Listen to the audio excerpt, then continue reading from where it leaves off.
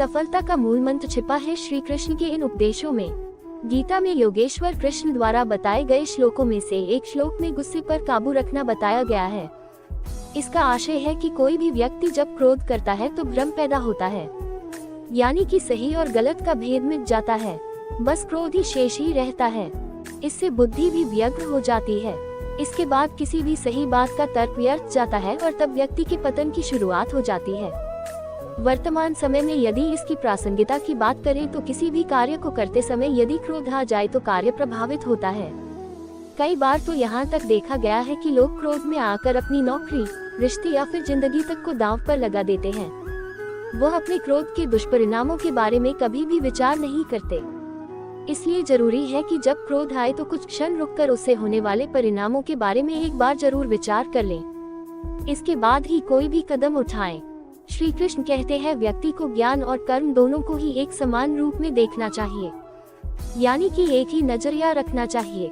वर्तमान समय में यदि इसकी प्रासंगिकता को देखें तो कई बार ऐसा देखने और सुनने में आता है कि व्यक्ति बातें तो बड़ी बड़ी कर्म प्रदान करता है, लेकिन जब खुद वह उस स्थिति में होता है तो वह उन्हें भूलकर जो खुद के लिए सही हो बस वही करता है, फिर चाहे उसके लिए वह अनजाने में ही दूसरों का अहित कर रहा हो।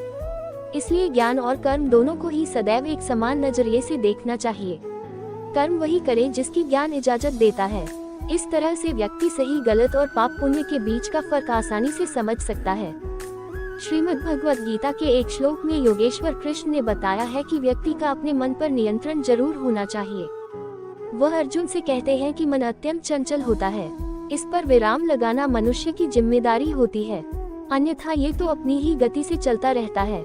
वर्तमान समय में मन पर नियंत्रण रखने से आशय है कि कई बार हमें पता होता है कि जो कुछ हम कर रहे हैं या फिर करने जा रहे हैं उससे किसी का हित हो सकता है, या फिर हो सकता है कि खुद के लिए भविष्य में यह नुकसानदायक हो, लेकिन वर्तमान में कुछ पलों के लिए वह सुखद है। मन की चंचलता के चलते व्यक्ति जानते समझते हुए भी कई बार गलत कदम उठा लेता है। इसलिए ऐसे कर्मों से दूर रहना चाहिए, अन्यथा व्यक्ति का मन ही उसका सबसे बड़ा दुश्मन बन जाता है।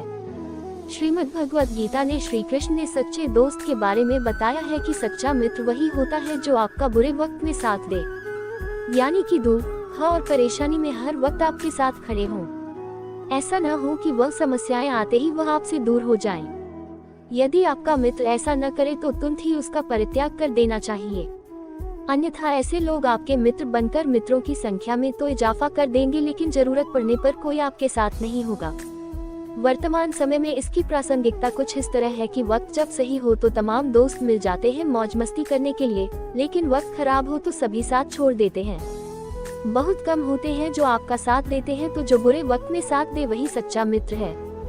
श्री कृष्ण ने गीता में अर्जुन से कहा कि व्यक्ति को अपने गुरु के अलावा अपने अनुभवों से भी सीख लेनी चाहिए, अन्यथा कई बार व्यक्ति परेशानी में पड़ सकता है।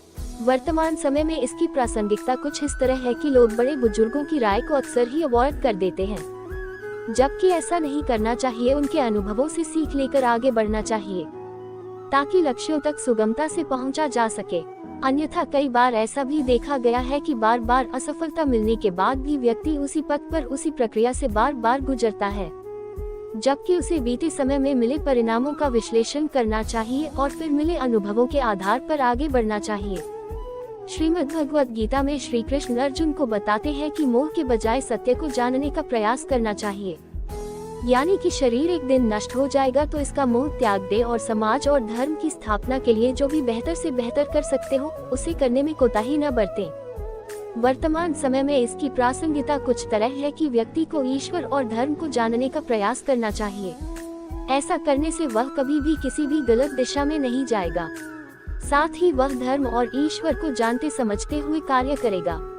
ऐसे में उसके सफल होने की संभावनाएं भी अधिक हो जाती हैं। अगर आपको मेरी यह कहानी अच्छी लगी हो तो प्लीज मेरे चैनल को सब्सक्राइब, लाइक और शेयर कर देना और बेल आइकन को प्रेस कर देना।